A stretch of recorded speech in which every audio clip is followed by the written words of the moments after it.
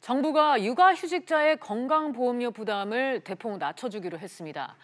경제적 부담을 덜어주고 출산 환경을 개선해보겠다는 취지인데요. 이르면 내년 초부터 시행될 걸로 보입니다. 관련해서 이선정 자립경제연구소 소장과 함께 얘기 나눠보도록 하겠습니다. 소장님 어서 오세요. 안녕하세요. 네, 이 자녀의 양육을 위해서 일정 기간 휴직을 할 수 있게 마련된 게 이게 바로 이제 육아휴직 제도입니다. 그런데 휴직 기간 동안 월급을 온전히 받지 못한다, 뭐 이런 어려움이 있었는데 소장님 현재 육아휴직 급여는 지금 어떻게 책정이 되고 있습니까? 예, 육아휴직은 지금 만 8세 이하 또는 초등학교 2학년 이하 자녀를 둔 근로자가 자녀 양육에 필요한 기간 최대 1년까지 이제 휴직을 할 수 있는 그런 기간인데요. 자녀 한 명당 부모가 각각 1년씩 휴직을 할 수 있습니다.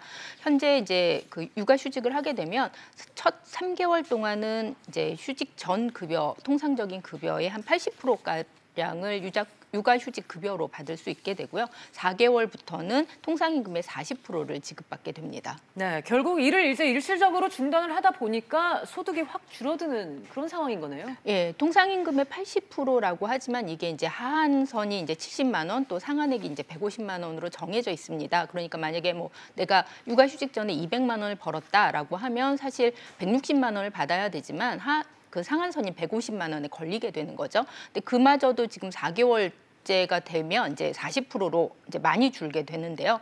아이까지 생겨서 사실 이제 생활비가 더 많이 필요한 상황에서 기본적인 어떤 생계 유지하기에도 좀 부족한 수준이라고 할 수 있습니다. 그래서 지금 뭐 아빠들의 육아 참여를 굉장히 이제 독려한다라고 하지만 어떤 가정의 어떤 주된 그 소득자인 남성들이 좀 참여하기는 굉장히 급여 수준이 너무 낮고요. 그러다 보니까 맞벌이에서 보통 이제 2차 생계를 책임지고 있는 여성들이 주로 이제 육아휴직을 할 수밖에 없는 그런 구조가 되고 있는 거죠. 네. 하지만 이제 월급을 받는 사실 때문에 육아휴직자에게도 건보료가 매겨지는데 이를 두고도 말이 많았습니다. 육아휴직급여가 아닌 휴직 전에 월급을 기준으로 이제 부과가 되다 보니까 그 부담이 이제 컸던 건데요. 때문에 이제 건보료의 일정 부분을 깎아주는 정책이 시행이 됐었죠. 네, 지금 육아휴직 기간 동안에도 어차피 직장가입자의 자격은 계속 유지가 되고 있기 때문에 그동안 건강보험공단이 이제 육아휴직자에게도 건강보험료를 계속 부과를 했었고요.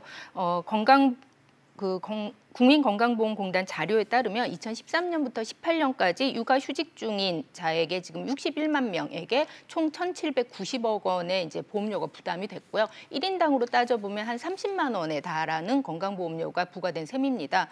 휴직 기간 동안은 이제 급여가 줄기 때문에 이제 그만큼 한 보험료를 60%까지 경감해 주기는 했는데 이제 문제는 이렇게 깎아준 보험료를 복직했을 때 첫 달 급여에서 이제 한꺼번에 일괄 공제를 하게 되는 거죠. 그러다 보니까 복직한 다른 급여가 사실상 이제 휴직 때와 실수령 측면에서 별로 차이가 없게 되다 보니까 불만들이 좀 많이 제기가 됐습니다. 네, 그런데 이제 이 육아휴직자 건보료 경감 비율을 현행 60%에서 더 높인다는 계획입니다.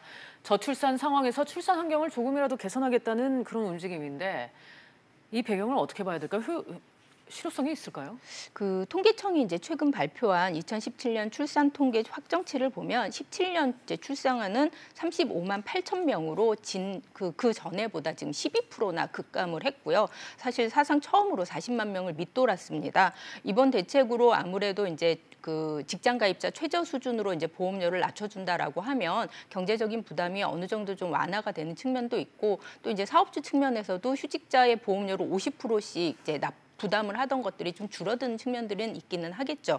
하지만 지금 그 통계청 수치처럼 이런 저출산, 특히 이제 경제적 부담으로 인해서 결혼이나 뭐 출산이나 육아를 기피하는 현상들이 자꾸 이제 심화되고 있고 이런 추세를 좀 돌리기에는 이런 단편적인 정책들로는 좀 한계가 있지 않을까라는 생각이 좀 들고요. 좀 더 전향적이고 좀 장기적인 비전 하에서 전체적인 정책들을 좀 조율해서 기획할 필요가 있어 보입니다. 네, 그렇다면 실제로 이제 육아휴직자의 건보료 부담이 어느 정도로 줄어든다고 봐야 할까요? 현재는 이제 휴직 전 급여를 기준으로 해서 40% 수준에서 이제 부과를 했었는데요. 네. 이거를 이제 직장가입자 최저 보험료 수준으로 인하를 하기로 했습니다. 2018년 기준으로 보면 월 8,370원 수준인데요. 지금 부담하는 보험료가 많게는 40만 원, 평균적으로 보면 한 30만 원 정도 부담을 하는데 이게 월 8천 원 선으로 줄어들게 되면 연간 보험료는 한 10만 원 선 정도가 될 것 같고요. 지금 보험료 부담하시는 거에서 한 3분의 1 수준으로 줄어든다 이렇게 보시면 될 것 같습니다. 네, 당초 이제 국회에선 육아휴직자의 건보료를 완전히 면제하는 법안도 나오지 않았습니까?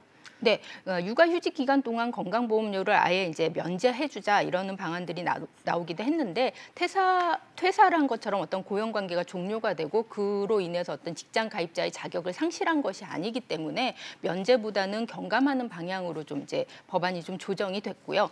보통 지금 현재 건강보험료 면제 기준들을 좀 보면 여행을 간다든지 아니면 뭐 업무상 출장 등으로 인해서 한 달 이상 이제 해외에 체류하고 그 기간 동안 국내 어떤 피부양자가 전혀 없을 때 또는 현역으로 입대를 했을 때와 같이 건강보험 혜택을 받지 않을 경우에 이제 보험료를 면제해주고 있거든요. 휴직 기간이라고 해도 직장 가입자의 자격이 유지가 되는 만큼 면제보다는 경감을 확대하는 방향으로 이제 조정이 된 것 같습니다. 네, 한편 이제 우려되고 있는 게 건보료 수입입니다. 건보 재정 지출이 이제 가파르게 증가하고 있어서 이제는 고갈 얘기까지 나오고 있는데요. 때문에 이제 새로운 재정 확보 방안이 필요하다는 얘기도 나오고 있고요. 얼마 전에 이제 주류 부담금을 매긴다는 방안도 같은 맥락으로 볼 수 있을까요? 네, 건강보험료 재정 크게 이제 매달 이제 가입자가 내는 보험료와 정부 지원금으로 구성이 되는데요. 정부 지원금은 보험료 수입이 한 20% 수준에서 국고 지원이 14%, 또 이제 건강증진 기금이 6%로 이제 구성이 되게 됩니다.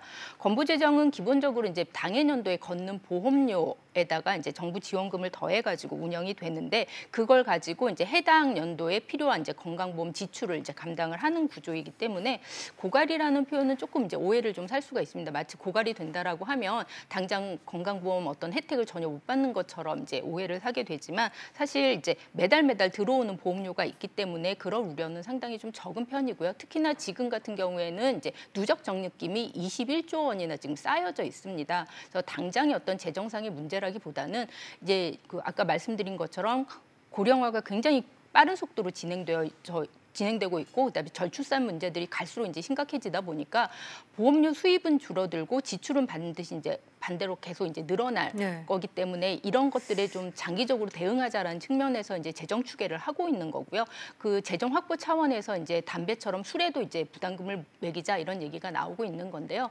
재정 확보 방안으로 뭐 보자면 여러 가지를 좀 고려를 해볼 수 있겠죠. 특히 지금 이제 건강보험 혜택이 확대가 되면서 민간보험사가 이제 반대로 받게 되는 이익이 뭐 4조 원에 달한다 이런 얘기도 있으면서 이제 이런 것들을 좀 사회적으로 환원할 필요가 있다라는 지적도 나오고 있기 때문에 재정 확보에 대해서는 좀 장기적인 측면에서 이제 사회가 좀 폭넓게 좀 여러 가지 대안들을 놓고 합의해 갈 필요가 있습니다. 네, 이 건보료 수입이 줄면은 건보 재정이 악화가 되고요. 이는 또 건보료를 인상으로 이어질 수 있습니다. 그럼 오히려 이제 국민 부담이 늘어날 가능성도 있는 건데요. 이 부분도 정부의 고민이 필요해 보입니다. 소장님 오늘 말씀 여기까지 듣겠습니다. 감사합니다. 감사합니다.